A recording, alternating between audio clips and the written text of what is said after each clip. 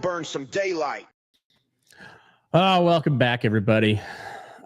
Baseball is over, which is sad, but I'm still kind of coming off of just being jacked up about a good World Series. Like, that was a fantastic World Series for two teams that one that I actively hate, and the other team that is in the McKinley family rule of baseball rule of thumb. We don't root for the Blue Jays because they're Canadian, and we don't enable Canadians.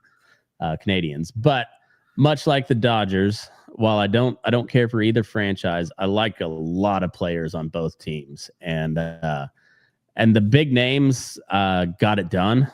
Like Vladdy, I felt the worst for Vladdy. Like that dude was he was just a one-man wrecking crew in the playoffs, and even though they lost that series, it wasn't because of Vlad.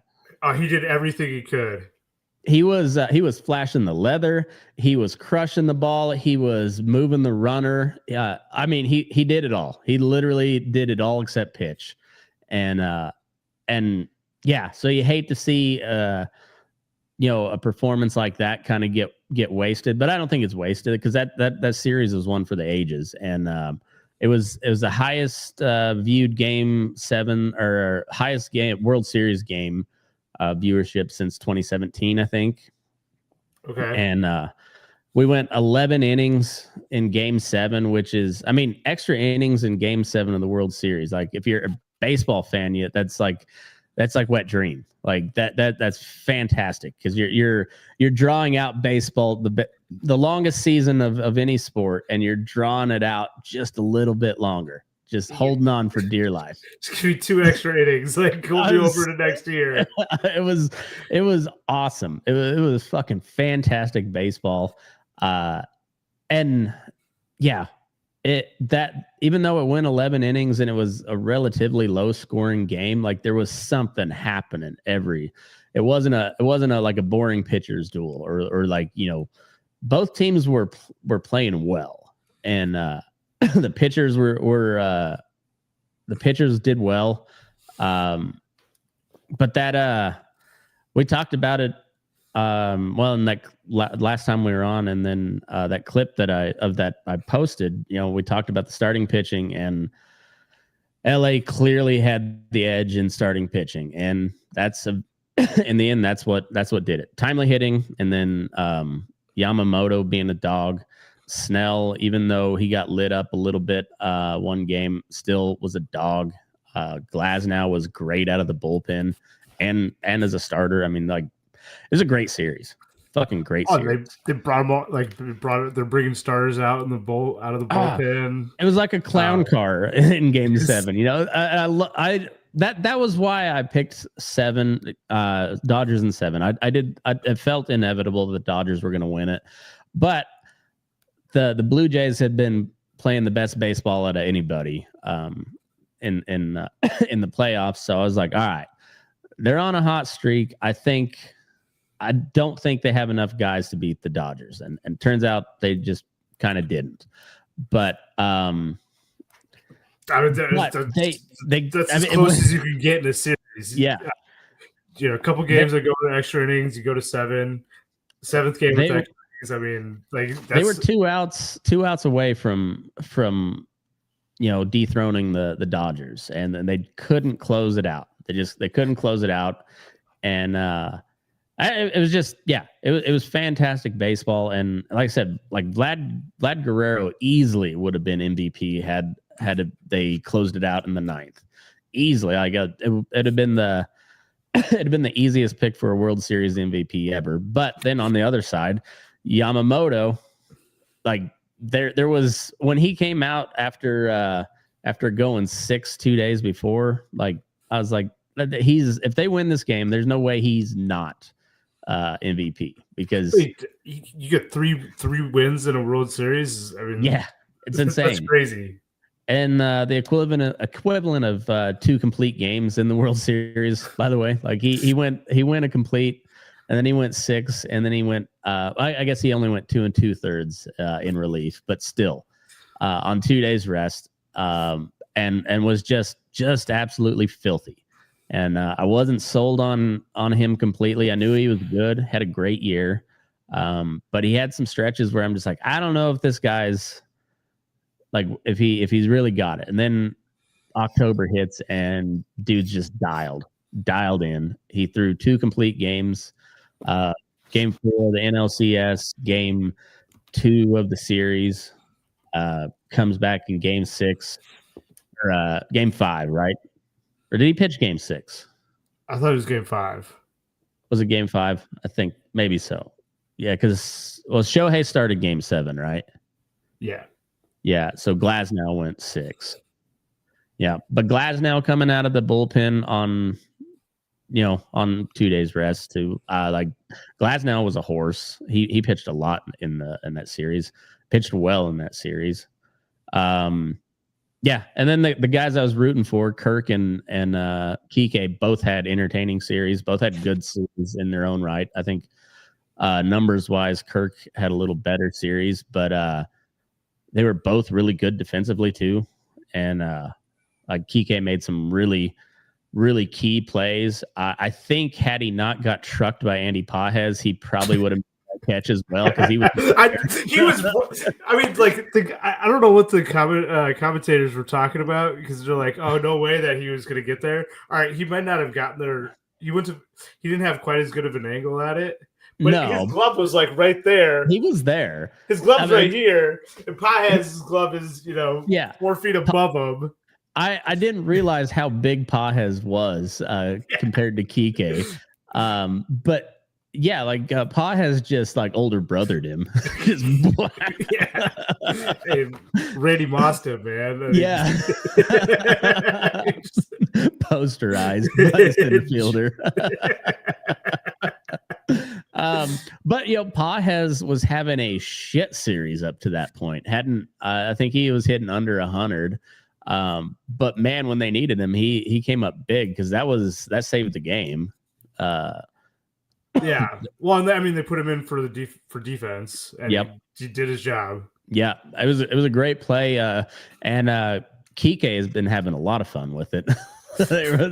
I saw a meme. I'll have to see if I can find it. Maybe I'll put that as the cover art. But it was just a picture of Peter Griffin, the cartoon from Family Guy, all wadded up into a ball, or his arms are going different directions and his head's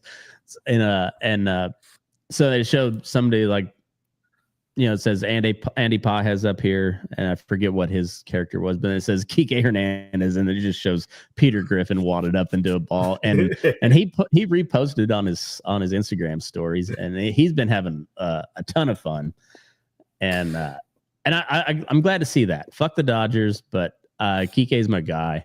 Alejandro Kirk's my guy. He was. And I wasn't like a huge Vladdy fan. Like I was kind of, I knew he was good, but I was kind of ambivalent on whether I liked him or not. I fucking love Vlad Jr. now. Like that's your guy. That's a like all time. Yeah. Top 10 all time like postseason performance. I Yeah. mean, obviously there's more games now than there used to be, but I mean, he just mashed the entire time. Yeah, like he never slowed down. He was like a 1440 OPS going into the series. I think he finished with like a 1250.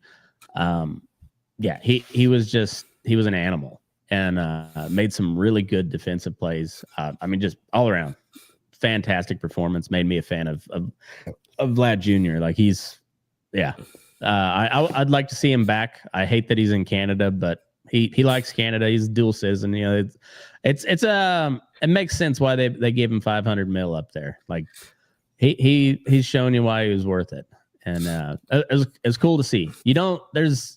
When they sign those big contracts, they can go it can go south after that where they're comfortable and they don't compete as hard anymore after they get that big paycheck, and obviously that's not the case with him. And I've seen, speaking of big contracts, I've seen several reposts of people's old Twitter posts about Yamamoto getting 325 before even pitching in the MLB, and now it's like, oh yeah, obviously that makes sense. It's an easy buy right there. It's only the second year in the MLB. Yeah, Yeah, and he's and he's that guy. Like he's just that guy now, and everybody knows it. Yeah, I mean, World Series MVP, Cy Young finalist. I mean, he's not going to win it, but he's fun. Yeah. World Series MVP, 2 complete games, which used to be kind of common fare, but that hasn't been the case in the major leagues for quite some time. Like you just don't see very many complete games anymore, and to do 2 of them in the world or in the postseason, 1 of them in the World Series, and then turn around and go 6, and then turn around and come out of the bullpen and essentially close it. Did he get the final out? He was he was it was Snell then Yamamoto. Okay, yeah. So yeah, close out Game 7. It's just a fantastic performance by him. Gaussman pitched a great game. Savage had a great game 5 or Game 4 that he had a great game, and then he got lit up a little bit his next outing. But it's a little interesting. I mean, seeing like Hoffman usually has been pretty good, and then gives up that bomb. Yeah, to Rojas too, who's hadn't done much of anything with the bat, but like I said, timely hitting. And the same way, like Kike didn't have a great series offensively, but the hits that he had were pretty big hits almost every time, and then some really key defensive plays. Freddie did his thing. Shohei did his thing. What do you have? Three home? Was that in the CS or the World Series where he had the 3 home run? That was in the CS, wasn't it? He had a 2 home run game in the series. That's right. Will Smith hit the go ahead home run in the 11th. All around it was just for the last game of the season, couldn't ask for much better. Like about as good as it got. Yeah, I mean, if we're asking for something a little bit better, it'd be base running by Isaiah Kiner-Falefa. So did you have something pulled up for that? Yeah, let me share screen here. So this is Jake Savicki on Instagram, and I thought he did a really good breakdown of this.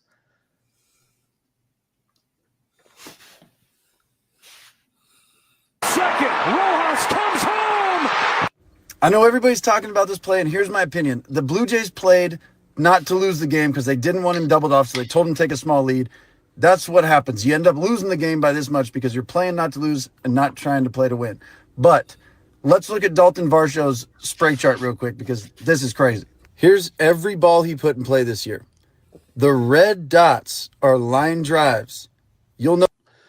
So that was the part that he brought up, and so line drive to the left side are pretty much all outs. He hits a bunch to the right side.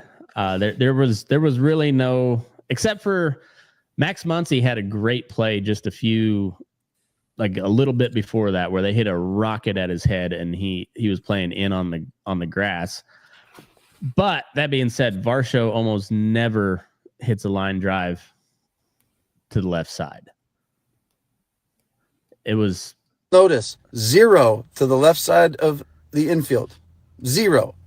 Look at the green ones. That's a ground ball. He hit 3 ground balls to shortstop. That's it all season. 248 at bats. That's it. He hit quite a few to second base, obviously, and he sprays the ball a little bit around the outfield, but he's a pull-happy hitter. I cannot for the life of me understand why the Blue Jays would play the lowest possible percentage of something happening, which is a line drive to the left side of the infield, which has not happened one time in 248 at-bats for this guy. If you are hitting a line drive to the right side, you're probably taking a good lead at third, getting back, and they're probably not even throwing over there because in order to double you off, they got to lead Muncie to the bag, who's going to be running back to the bag the same time you are, and then they got to throw it over there and try to double you off. And if they overthrow it, the game's over and you win because you score anyways.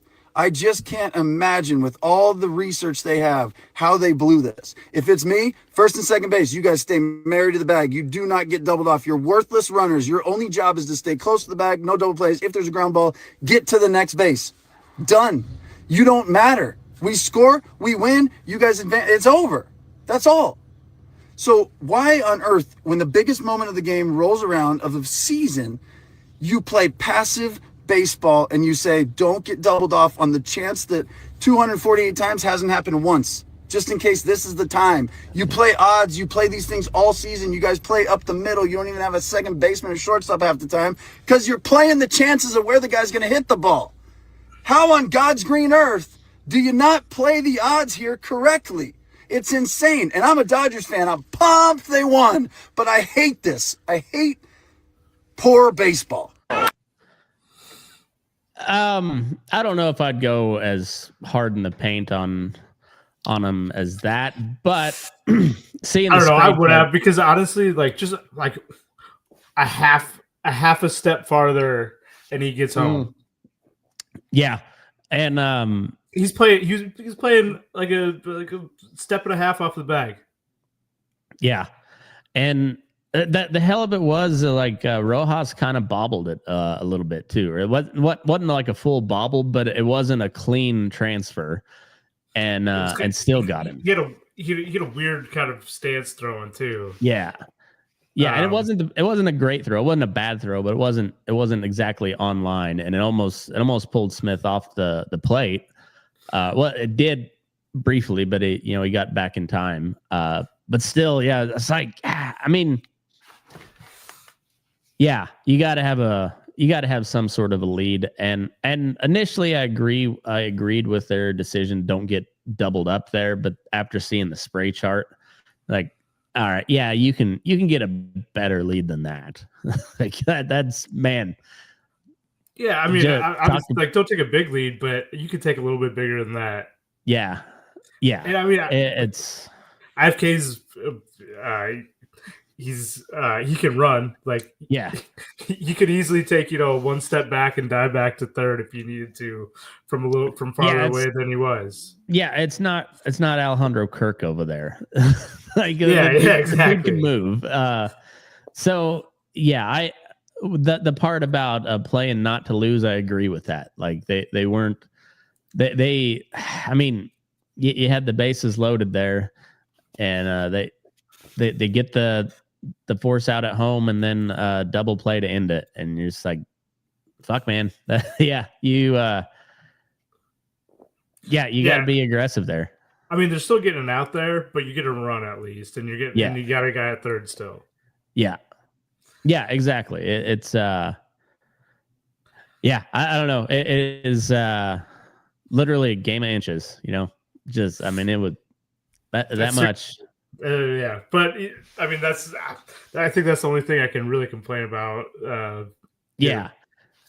Strategy wise. Yeah, and well, when you're in the 11th inning of Game 7, any little fuck up is going to end it, and that's what it was. It was a little fuck up, and it cost you the series, and it's gonna sting probably forever. that one's gonna eat at you. But yeah, it's probably, especially if you're IFK, because he's looking for a new contract now, right? And he didn't have a good year. Yeah, this ain't gonna help anyway. No. Even though it's not particularly his fault, probably. I mean, I'm sure he's doing exactly what his third base told him to do. Right, but yeah, when he's the guy running, it's like, it shouldn't matter as much as it's going to, probably. Yep. But yeah, coming off of not a particularly good year, that stings. That fucking stings. But fuck the Dodgers. It was a great season all the way around, though.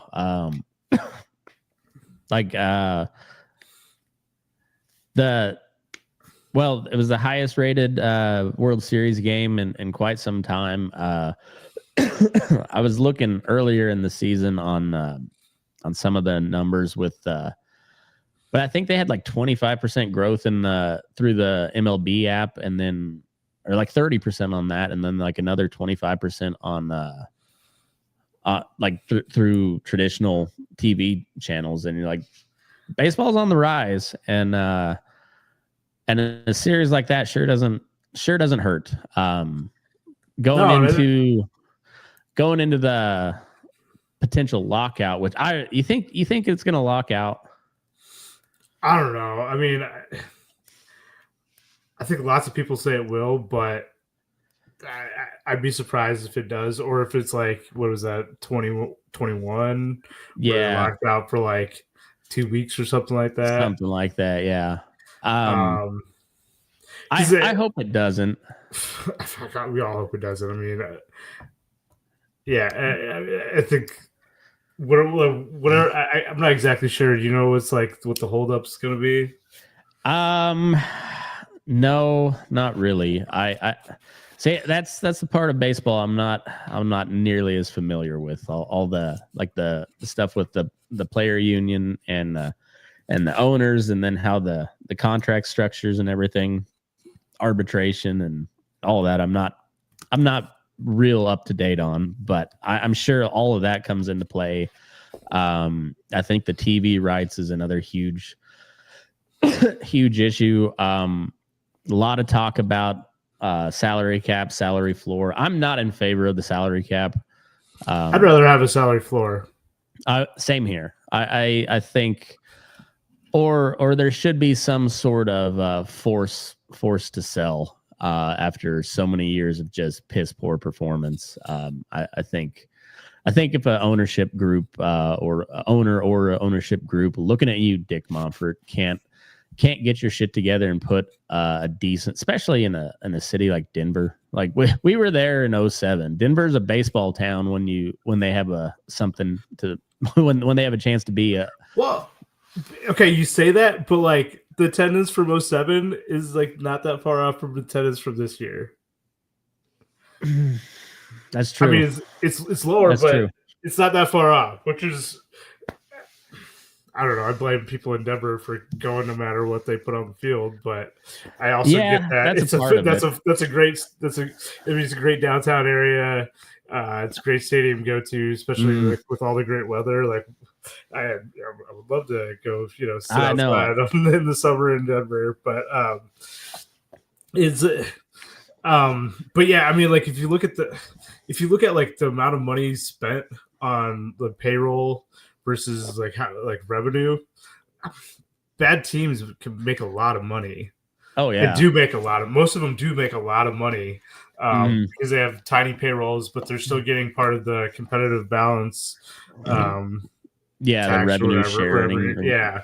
So like, bad teams like the Marlins or something like that are still making a lot of money compared to, I mean, I don't know.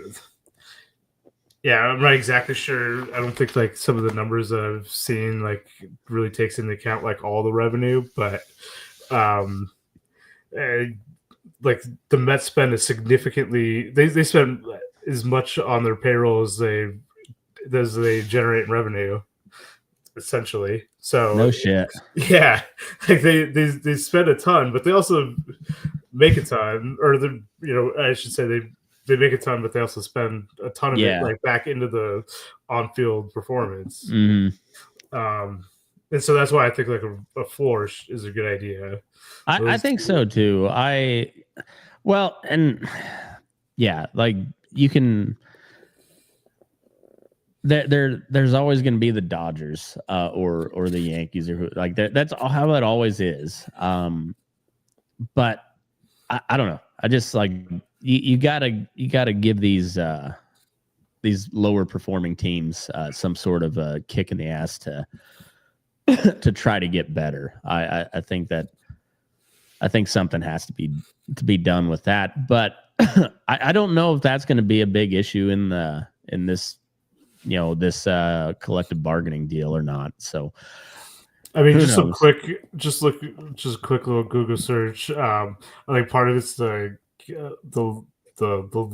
owners want a salary cap, and the players obviously don't. Yeah. And then the other part is the competitive balance and TV revenue, and like the split in the competitive balance tax or Oh, okay. revenue sharing, whatever.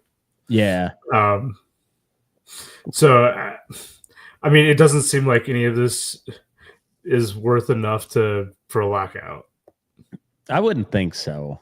I really, I really think it's a lot of just media types saying it to cause, because it gets, it's something to argue about, and it makes for good TV, I guess. But well, and I mean, like you said, viewership's up this year. I know TV viewership's up this year. yeah, In-person viewership attendance is up. Like what the owners don't want to do is piss everyone off by locking out this year and potentially screwing it up for following years. yeah, exactly. And because I mean, they they all were around in 94 for that lockout, and that almost killed baseball. Steroids the only thing that saved it. Exactly. And so they don't want that again. And I think they're I mean, it's the most popular that it's been in a long time. So I don't think they're gonna let that momentum slip, and they'd be stupid if they did on both sides of the issue. Like, suck it up, cut a deal. It's gonna be some shit on both sides that they don't agree on, but just get back on the field. That's all I'm hoping for. Yeah, I mean, you really want to make add some revenue, and the blackouts. Yeah, exactly. For streaming. And I know some local markets, you can buy here you can buy the FanDuel package or whatever. Yeah. Be able to stream it that way.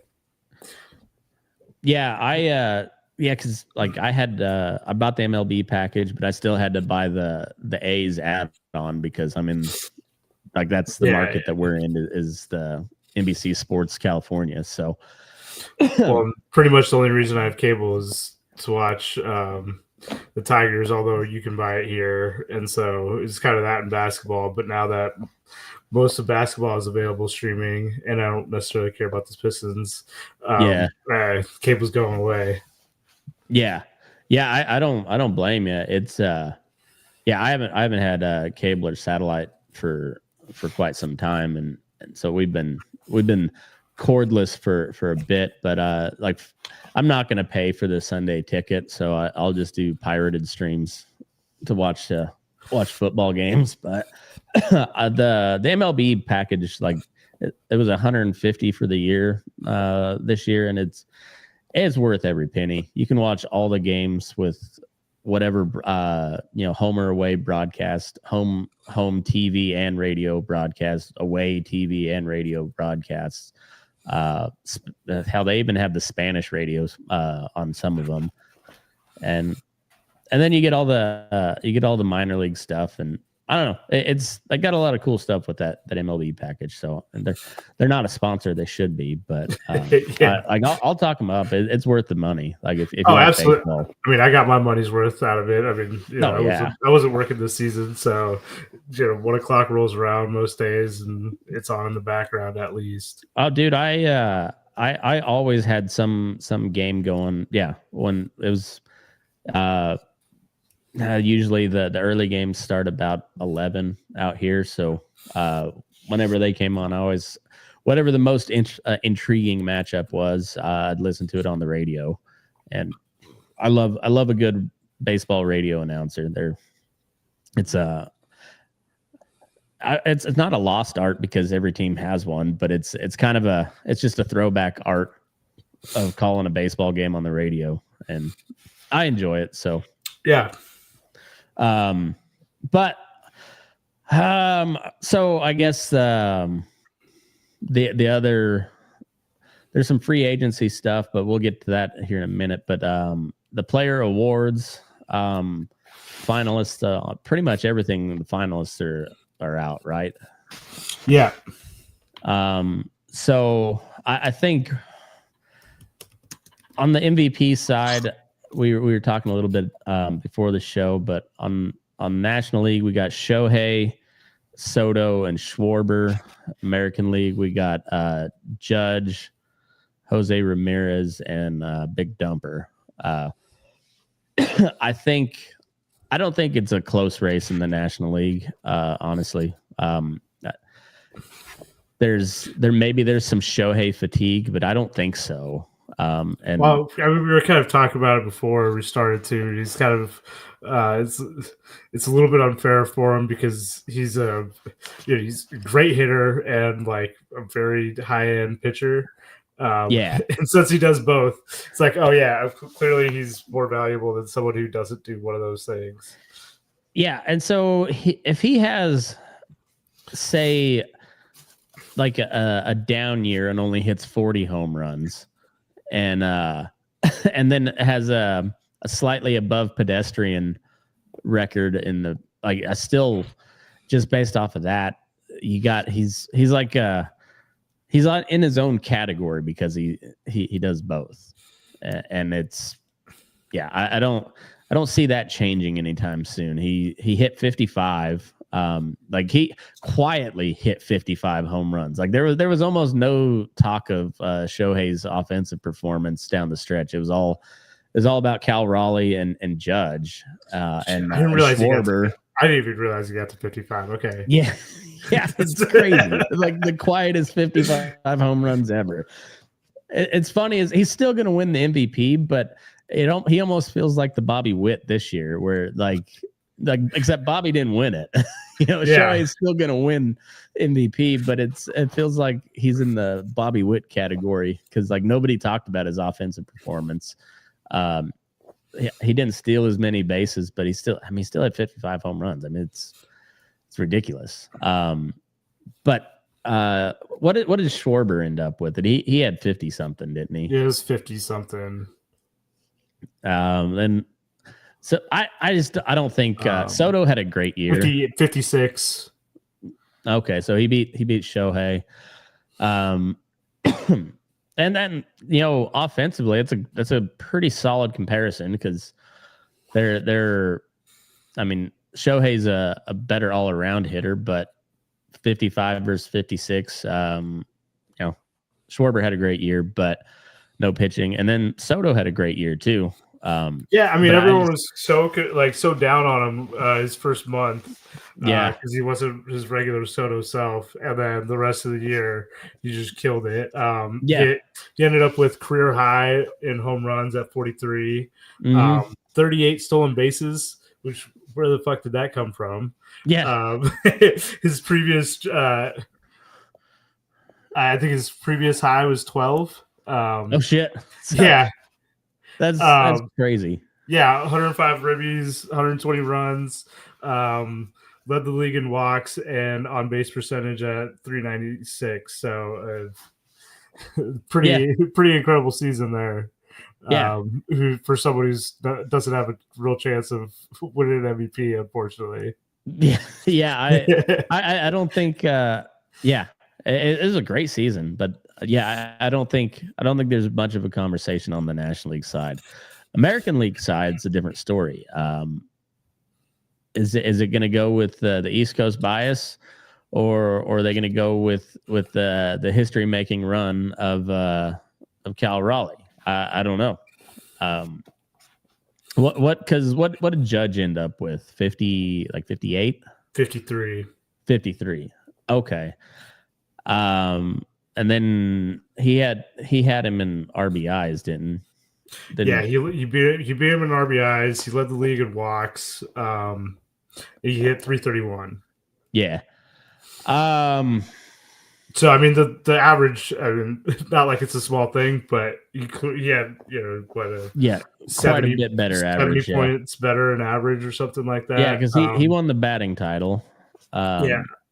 It was close between him and Wilson for most of the season, and then Judge pulled away in the end. But yeah, I mean, he had one of the best offense, if not the best offensive seasons by a right-handed hitter ever. But Cal broke the catcher home run record and the switch hitter home run record. And yeah, I don't know. I'm not sure which way they go. And he's also a catcher, which it's a hard position to play, just durability wise. He's also calling games. Also as a catcher, he played a lot of games. Yeah. He didn't win a Gold Glove this year, but he still was a top end defensive player. Yeah. Calls a great game. Yeah, I don't know where they go with this. I want to say that the attention down the stretch for sure was on Cal Raleigh, but I don't know. There's I don't know where they go. I don't even think it's a question if Judge didn't get hurt there for 3 weeks or something like that. Yeah, it was close to a month, I think. Okay, yeah. If you didn't miss that, I think those numbers are those offensive numbers are a lot closer, and Judge just runs away with it. I mean, obviously Cal had an amazing season, but I think Judge gets it here. I think so too, and I like Cal a lot. I hate the Yankees. But the numbers are the numbers, and yeah, I know there's not as nearly the emphasis on batting average as there once was, but still 70 points difference. That's a big chunk. And I don't know. He had a great year. He almost knocked down the left field wall in Sacramento. It's 118 off the bat or some shit like that. Just off the left field wall. I mean, we should mention J Ram here as the third finalist. Yeah, I think he's pretty far back in third. But an outstanding season again. Yeah, that guy's a horse. He 30 home runs, 44 stolen bases, hit 283. Gold Glove finalist. Yeah. He's a dog. He's a dog. So I think kudos on him being a finalist. I don't think he's anywhere in the conversation for that actually winning the thing, but great season by him, and just bad luck of also being in the same season that Judge went off the fucking rails and Cal Raleigh hit 60 home runs. Yeah, it just the luck of the draw. He's I guess in a true comparison, he's the Bobby Witt this year. Yeah, he really is. So yeah, it would get kudos to him. Cy Young, on the National League, we have Yamamoto, Skeens, and Sanchez. American League, we have Skubal, Crochet, and Brown. I think Skeens probably runs away with the National League. Cy Young with all of 8 wins or something like that. Yeah, I can't remember exactly what it is. It's not good, but I mean, a sub 2 ERA, and just mowing everyone down. Just a machine, just an absolute machine. I watched Paul Skeens quite a bit this year, and even the days when he didn't have his command, it didn't matter that much because his stuff was so nasty. Yeah, and it seems like he's so he could adapt so well when he doesn't have when he's not firing on all cylinders. He's like, okay, well, I'm just gonna make a couple adjustments and still not give up any runs, and we're gonna lose 1-0.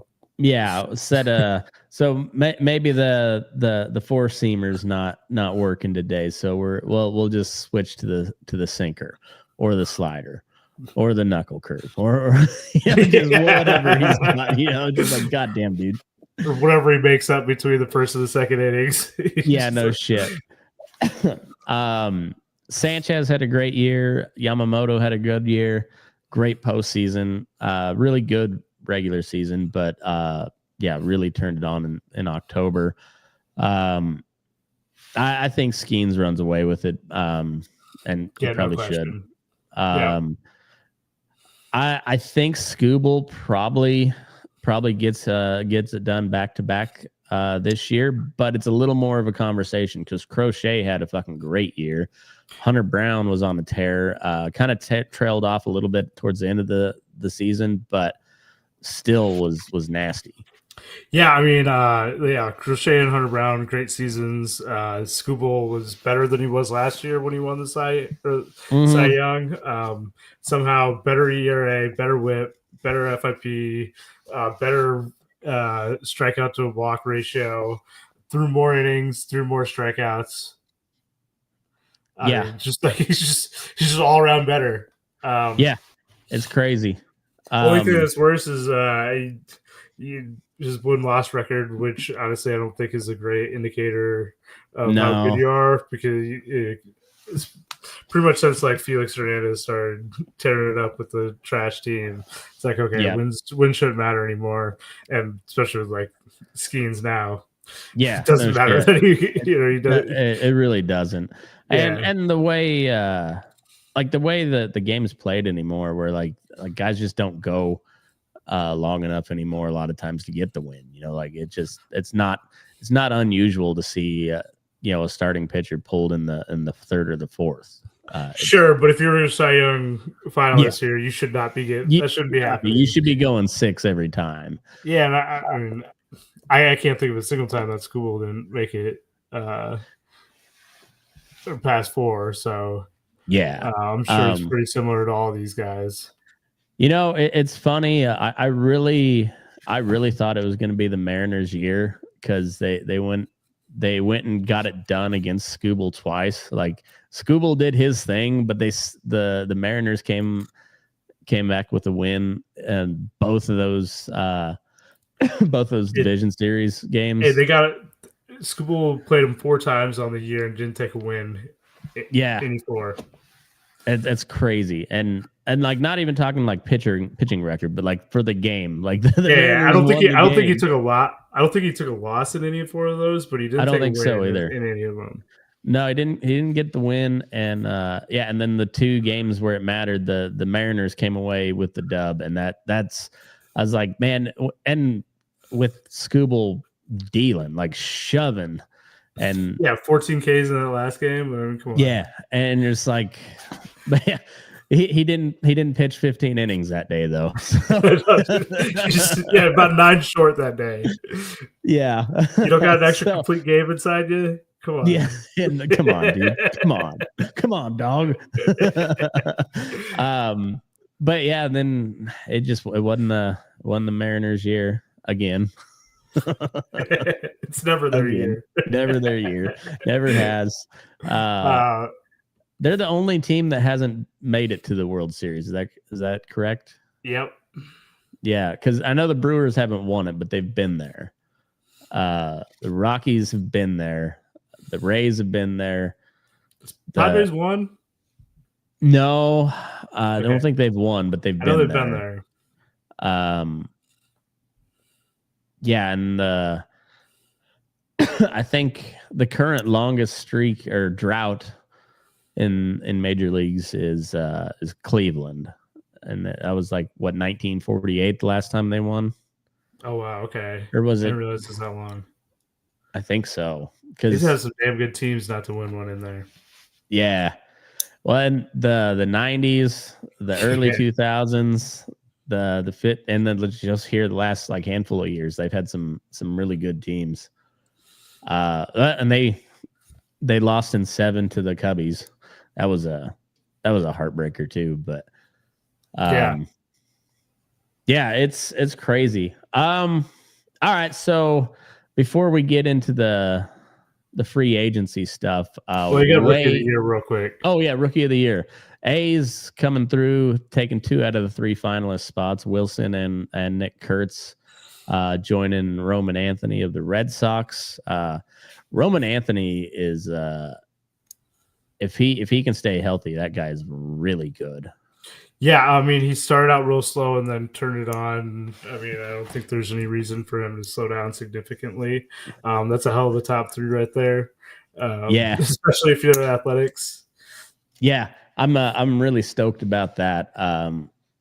Yeah, I don't see how Kurtz doesn't win it. Wilson he missed about a month, like end of July. Broken hand. He gets hit a lot in the hand. It seems like, but Especially in the box, man. Yeah, he started he started moving out in the box because they were really cramming him inside. But that kid's one of the best contact hitters in the game. Came out with his hair on fire, didn't really slow down ever. Kurtz struggled a little bit early on, struck out quite a bit, but that kid's good. That kid's really fucking good. I mean, he's great. If you extrapolated him out for the whole season, I mean, he's easily in the MVP race. Oh yeah, yeah. So he came up like mid-May, and just like he's Gold Glove caliber defensively. He hits right around 300. I think he had 32 or 33 pumps. Just 36. 36. All right. Perfect. So in 117 games. Yeah. He's and yeah, and a lot of those were opposite field. Like he loves hitting home runs to left field. Big Amish power. Big Amish. It's one of the best nicknames in sports for over the last couple of years is Big Amish, and I like it. So the A's are a lot of fun. On the National League, who's the Rookie of the Year finalists? All right, so we got Drake Baldwin, catcher for the Braves, Caleb Durbin, third base for the Brewers, Cade Horton, pitcher for the Cubs. Horton Baldwin was really good for the Cubs. Like 2.67 ERA, in 118 innings. It looks like he'll be pretty solid. I probably only saw him maybe once or twice pitch this year, but he looked good. Yeah, I didn't get to watch him pitch a whole lot. I know he's been good for him though. Drake Baldwin was really good, and that Caleb Durbin started out kind of slow, but he's a solid little third baseman there for Milwaukee. I think Baldwin probably gets the nod there, but I don't know for sure. I think he's got a good so he started opening day, which I think helps him. And I think Cade Horton might win it if he played the whole year, but he only played about half a year. And then Durbin came up pretty early in the year, but still didn't play a full season. Yeah, and his numbers just aren't quite as good. So I think Baldwin's going to take this one. I think so too, and I think that analysis is pretty dead on. Like Durbin was good, but not quite as good as Baldwin offensively. Baldwin's a catcher, so and I think pretty good defensively too. Great contact hitter. Baldwin's got him on the power numbers a bit, and honestly, average too. So yeah.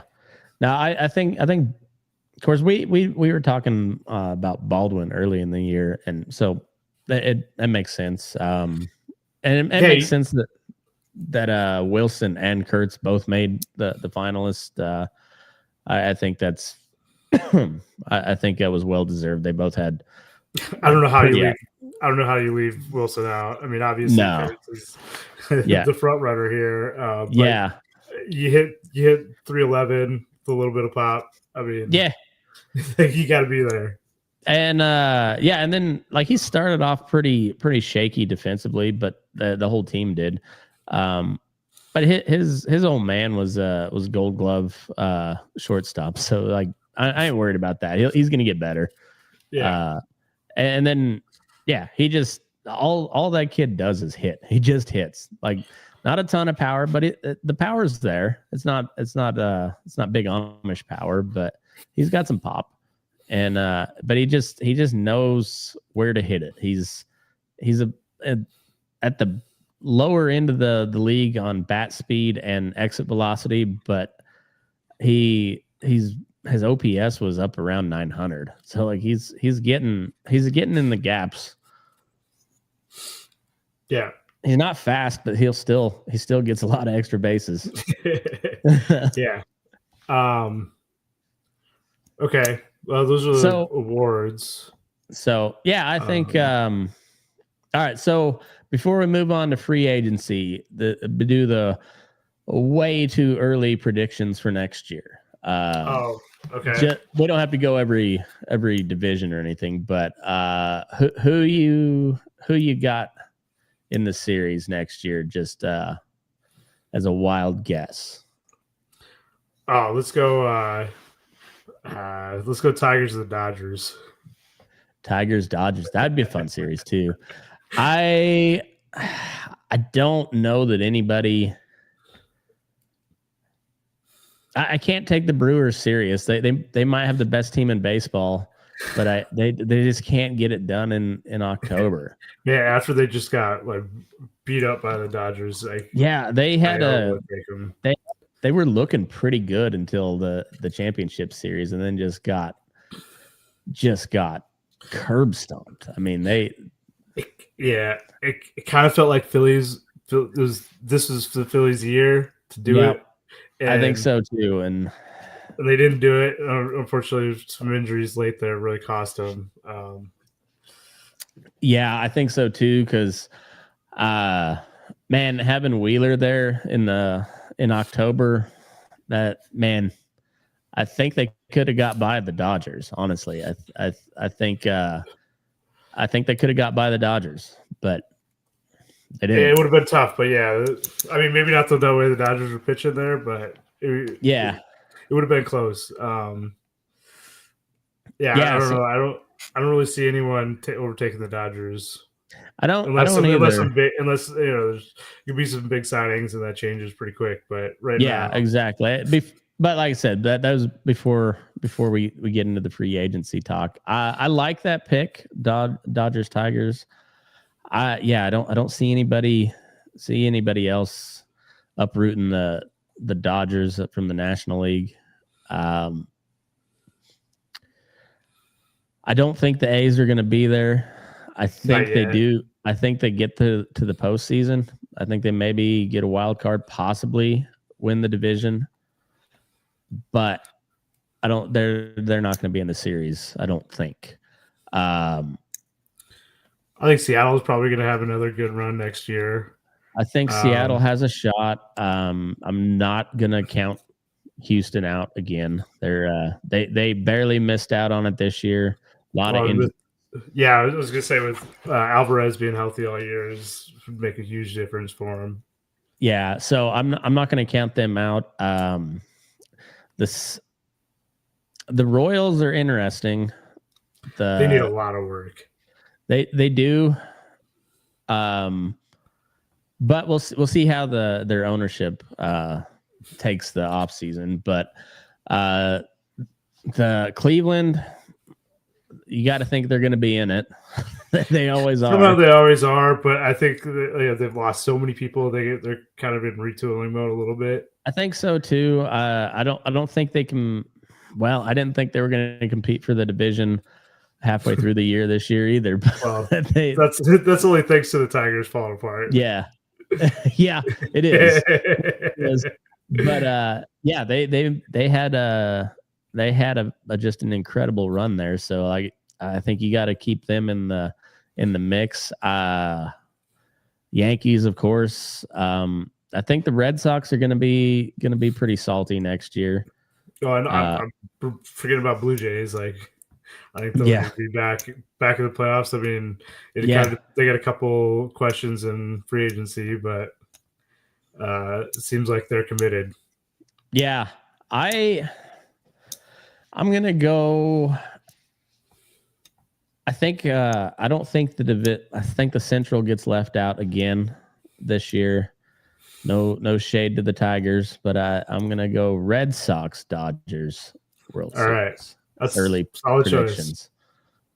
Choice. I think the Red Sox are on the come up, but we'll see. We thought the Braves were runaway favorite to beat a championship series with the Dodgers, and well, yeah, that didn't happen. So we'll see. Baseball's a weird sport, and that being said, there's a lot of holes to get filled in the offseason. So one of the most recent ones I saw, Shota Imanaga, both the Cubs and him opted out of that, so he's on the free agency market. Kyle Tucker's on the market. Michael King opted out. Michael King's on the market. Alex Bregman's on the market. Bo Bichette's on the market. Kyle Schwarber's on the market. Framber Valdez is on the market. You think his whole plunking his catcher hurts his stock any? Yeah. I think so too. I don't think it hurts that much because dude is pretty fucking good, but it seems like he's not real well liked kind of anywhere he goes. Yeah, I don't know. I mean, I like him, and it's bad judgment there, but I think he's still a good pitcher, and probably. Oh yeah, there's a couple good pitchers out there, but I think maybe he's the best out of. Well, it's like him, Cease, King. Yeah, and out of those three, I think he's the best option out there, even if he is kind of a tool in the clubhouse. But yeah. Oh, Cease is available. Bellinger. Oh yeah, Cody Bellinger's. He's a free agent. Bregman opted out. Yep. But I think there's been a ton of chatter in the Detroit Twitter about Bregman because they pursued him pretty hard. I saw, and then he went to Boston because you guys offered him pretty much the same money, didn't you? Same. I think it was maybe a little bit more money, but like two less years. So he got like a huge high value. I thought he got a pretty high value, but it was only like a 3-year deal or something like that with the opt out after the first. Yeah, I think so. And he crushes at Fenway too. So it's I've heard talk that it's just a negotiation deal to get more money out of the Sox, but I don't know. But yeah, the Tigers did pursue him pretty hard. So there's that, and he'd fit right in. So, yep. And then kind of another reason that Philly might be hurting a little bit is Ranger Suarez is a free agent. Yeah. How was he this year? And Kyle Schwarber? Yeah, Schwarber. I think they probably re-signed Schwarber, don't they? I don't know. He's 33, and I projected here from the Athletics as 6 years, $153 million. That's a lot of money. A lot of money. I think he's worth it given what he's done. Recently, but I don't know. Signing him to 6 years. If that bat speed slows down at all, like he turns into like Cabrera at the end of his career. Yeah, he's the power just falls apart, and he has no other. He has no other tools. No, he hits 210 hitter, but he hits 55 or whatever. He hits home runs and he walks, and that's all he does. He does walk a lot. Yeah, you're right. But yeah, he stole a few bases here, so I don't know, but he's a one tool player. Like that's it. He hits for power and that's it. Yeah, I mean, if you want Klaus Schwarber, you can get for probably similar, maybe even less money. You can get Pete Alonso. Yeah, You can at least play a position too. He's a solid defensive first baseman. He's not good or great, but he's good enough. Yeah, good enough. It's funny, growing up, like especially now my kids are in Little League. Like first base is such a premium defensive position at the lower levels, and then it's almost a throwaway position once you get to the majors. It's just like what? Just put him at first base. Anybody can play first base. Yeah. So let's see. Flaherty opted out of his contract. Oh, no so he's shit. out there. Yeah, I thought he'd stay because I thought he had it was like a 1 year for like 22 million left on his contract, which gives him another year to maybe go back to what he did last year. Yeah. Boost his value a little bit, but given the price, I don't know if the Tigers bring him back. Yeah, well, and he wasn't bad. No, but he wasn't outstanding either. Like he was good. Like he was solid. But like he's not an ace. At best he's like your number 3 guy on a team that's going to compete. But I don't know. There might be some smaller market teams that'll pay him to be an ace too. So I don't know. Yeah, I mean, I could see. I don't know. I mean, I think Michael King probably has a similar projected price for him, and I might take King instead. I think so too. I mean, it's close. They're very similar. Yeah, they're about the same age. I think King is King's got some injury issues, but I think when he's on the mound, I think he's a little bit better. And they're both looking maybe like a 20 mil a year range. Yeah. I hold on just a sec.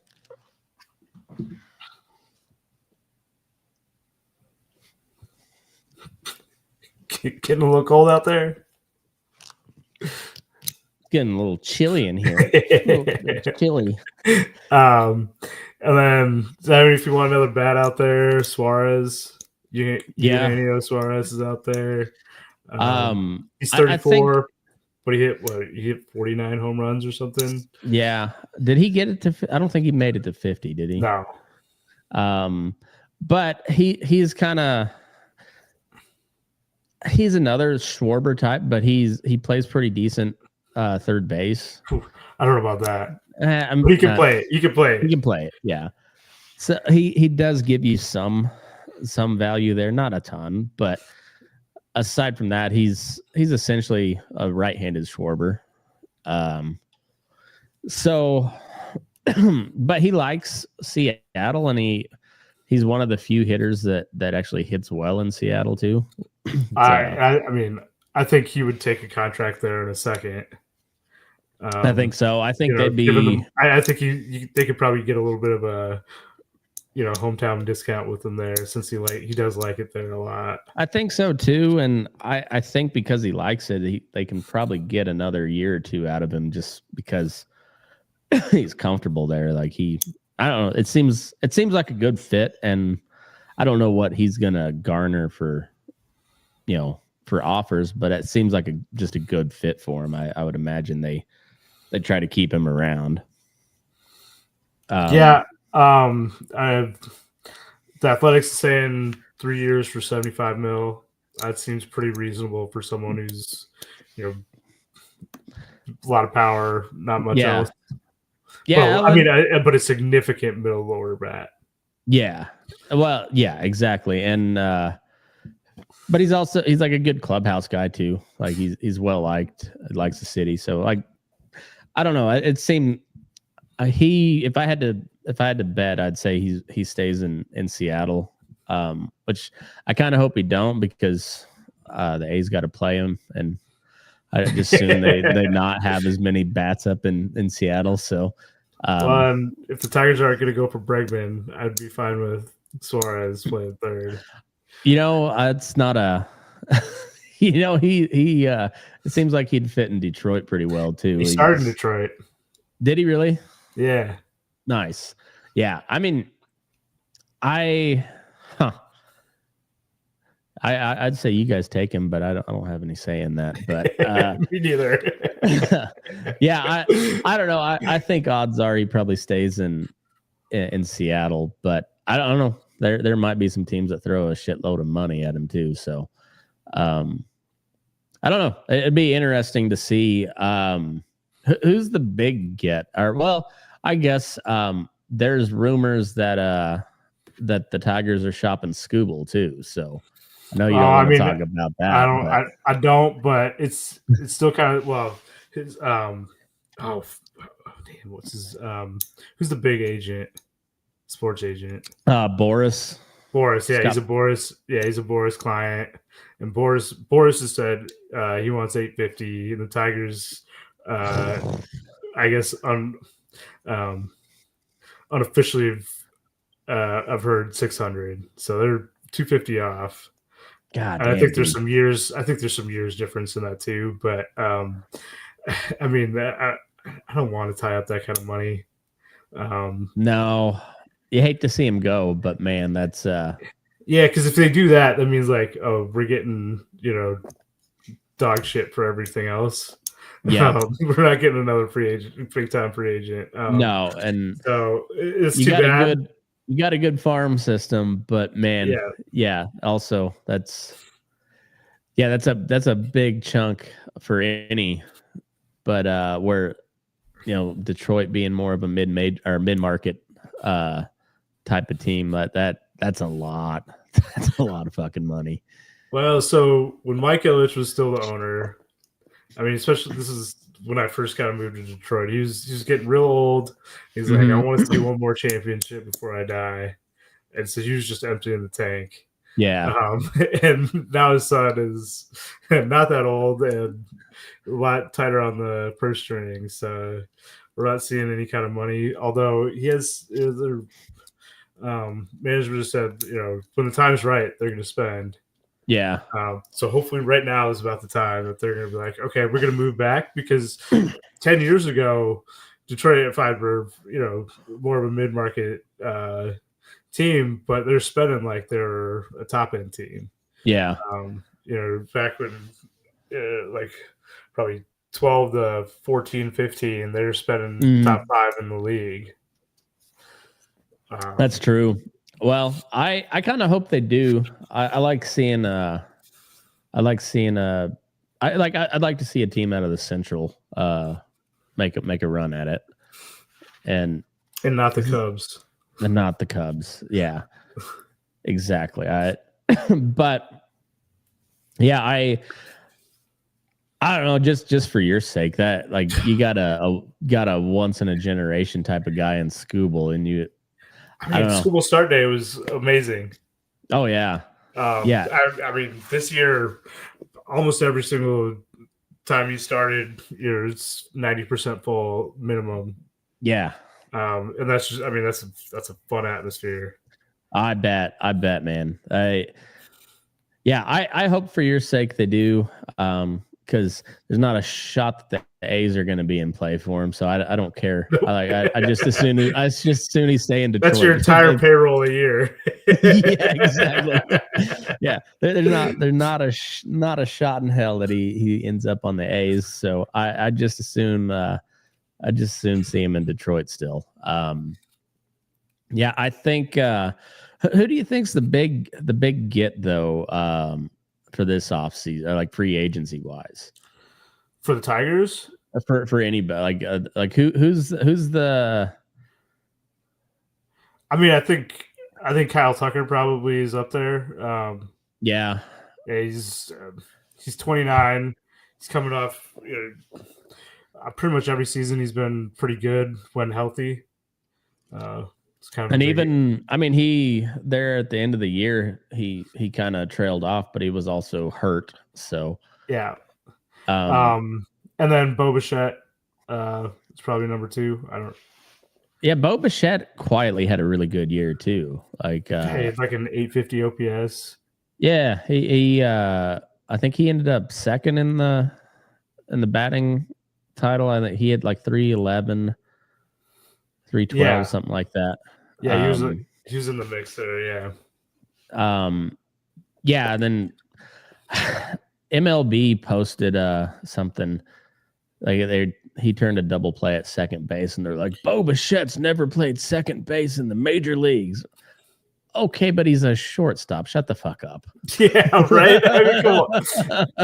He's a shortstop. It's like, that was retarded. Like, no, he's never played. No, like Tyler Soderstrom's a better example of what you want to like. The kid was drafted as a catcher, had never played left field ever, and made a Gold Glove finalist this year. So like that's something you highlight, not moving from shortstop to second base. Shut the fuck up. Yeah, that's what happens when you lose a step. Yeah. he has to play second base because he's got a bum knee. Like you could have just said even like that would have been the part to highlight is the fact that he turned a good double play on a bum knee. Like that's what you highlight, not the fact that he's playing second base for the first time in the majors. Come on. It's a demotion. Yeah. Yeah, crazy. Bring it up when Alejandro Kirk turns a double play. That's no shit.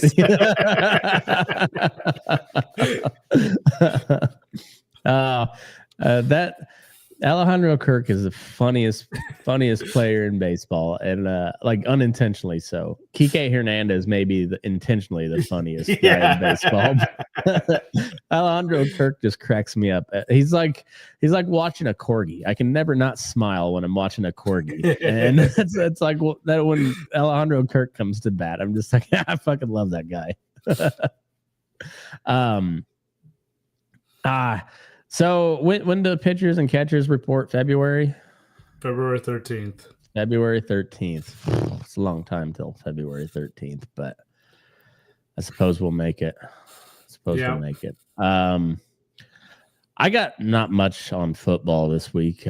Broncos are 7-2. Packers lost a stupid game to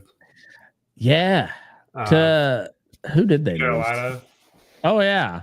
The Carolinas are like 5-4 though. Like that, they're quietly kind of decent. I don't know.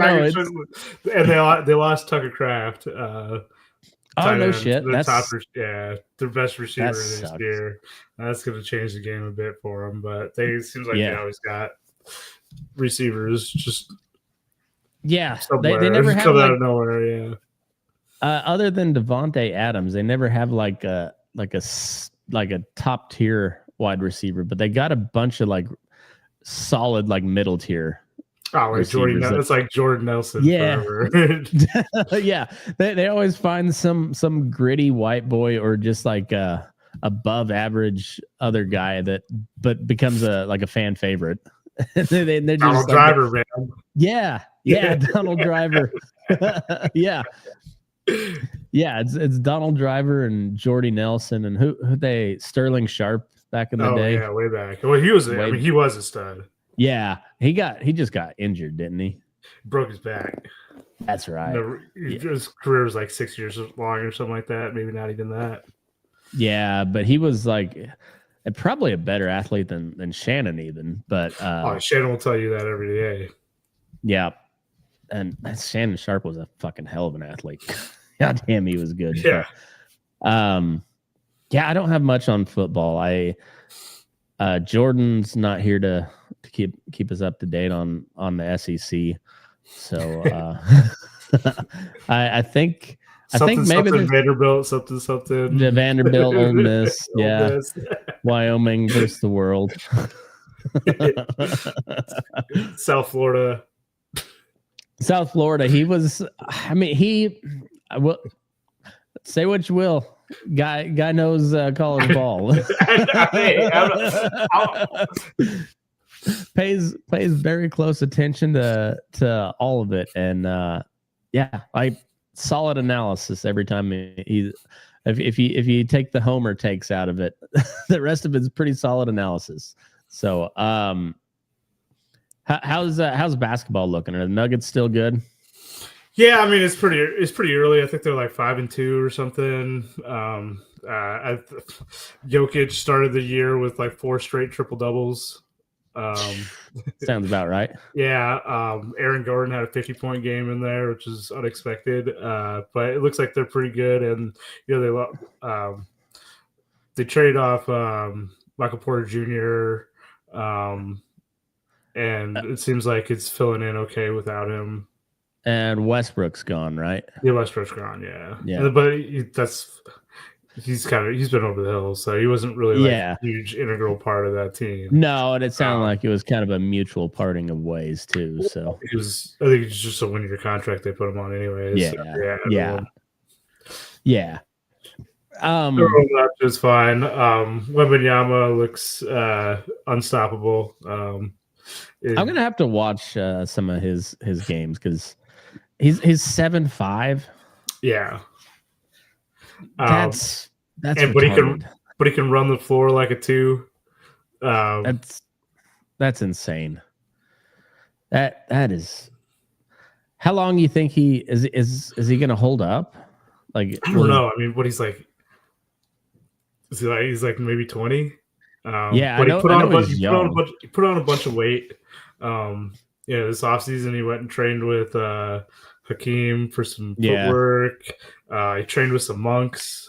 Did a bunch of weightlifting. I mean, he still looks crazy skinny because he's 7'5". Yeah. But then like you look at his arms compared to like someone who's only 6'10" or something like that. He's like, oh, he's actually a pretty big dude. He's just real long. Yeah. Well, Hakeem was kind of a beanpole when he came in the league too, wasn't he? And then and he was never like Shaq big or anything. No, but he beefed or like up, David Robinson even. Yeah, he's a bit more of a footwork. Yeah, like more athletic kind of center. Yeah, he was, but yeah, he was pretty lean coming in, and then he kind of beefed up later on. Yeah, Shaq was just a brick shit house. David Robinson was also just a big. Well, I mean, he also came up. I mean, he went to the Navy and then came in, so he's already pretty jacked coming in. He was a grown man coming in. Oh yeah, well, and also like what was very disciplined too. Like there was no bullshit with David Robinson. He was all business all the time. Abs are up 3-2 right now. I've just been so focused on baseball, and now just kind of bummed that it's over. That like I guess I'll pay attention to football and I was eating lunch with my son the other day, and he was like, I said, well, there's basketball on. He said, what are we gonna watch now that baseball's not on every day? So football's most of the week. You can watch a game of football, and I was like, there's basketball, and he's like, okay, it's not as good as baseball, but all right, so there's hockey too. And we'll figure something out. So we'll just have to decide. Have to look down the list and see what game looks the most intriguing. Yeah, basketball is my second favorite sport here, I think, and I got the league pass, so I can get the Nuggets. But otherwise, like it's okay. I'm watching the Nuggets when they're on, and then try and catch the Spurs just to see some crazy shit Webby's gonna do, and then the rest of it's like I don't know if there's a hyped up game I'll watch. The Pistons are terrible, aren't they? No. No, no, I they're mean, not. they made the playoffs last year, and they're okay Okay. they're okay this year. It I mean, was they should make the playoffs again. okay because it was pretty dark days in Detroit Yes, there it for a was. minute, wasn't it? Yeah, for when Chauncey left, Yeah. like last year. Speaking of which, is oh Chauncey? boy, I can't believe we didn't even talk about this. I know it is Chauncey. How long Chauncey going to prison for? Free Chauncey. Free Chauncey. I don't know. But I mean, I hear Paul Pierce and Kevin Garnett are wrapped up in this too a little bit. I mean, there's like all sorts of names. Gee. Well, Paul Pierce needs to shit his pants in court and call for a wheelchair. I mean, I think Terry Rozier, I think, is the only one who's an active player that's caught up in actual sports betting, and so he's probably getting a lifetime ban. Yeah, and the rest of them, Chauncey wasn't. It wasn't sports betting. It was like it was a gambling ring. It was like a mob. Yeah. They were. They had a deck shuffler that could track which cards are going where.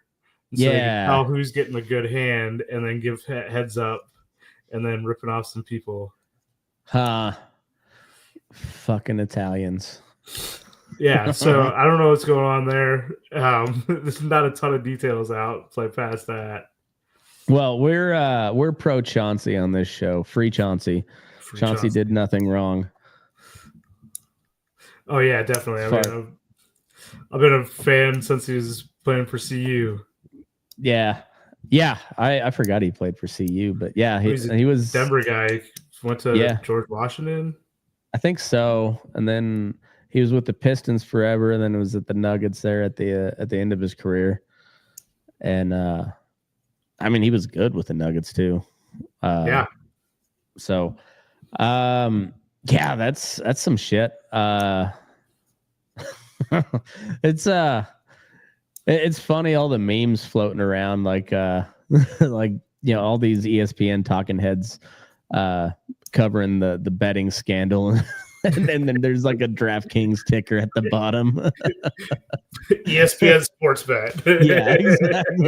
Yeah, ESPN's got their own bet. Because aren't they because it was Barstool and now it's ESPN Bet. Oh yeah. Those sports media enterprises have like it's like ESPN is whatever it is now. And like they can't decide if they, I don't know, like they went all in on the WNBA, and still nobody watches well, it. they got NBA back now. Oh, do they? Okay. Yeah, so they got once a week, maybe twice a week, and then like I think Peacock's got something. And then they've never been able to do anything worthwhile with their NFL coverage. Like their coverage team on ESPN's always been shitty,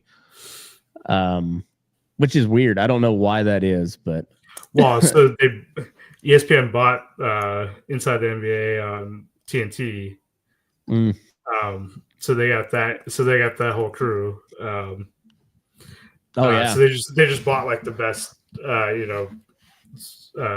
game, best like talent there. Pregame, half game coverage. Yeah. So that's actually really good, and it seems like it hasn't changed that much. That's good. Yeah, I don't know. And then they're like Barstool. They were big in the gambling deal, and then it didn't work, and then they end up selling the Barstool name back to Portnoy for like $1 at the end of it. And oh, really? Okay, I didn't know it. Yeah, and then now Portnoy just wants to send you to Auschwitz if you talk bad against Israel at all. And so yeah, that they got that going for him, I guess. Okay. Yeah. I mean, I was already fucked Portnoy before this. I was never I was never. I think it started out as like an East Coast thing, and so I was never big into the Barstool stuff. I was more of the ESPN guy, and then when I got rid of cable, I was like Denver radio guy, and now I don't know.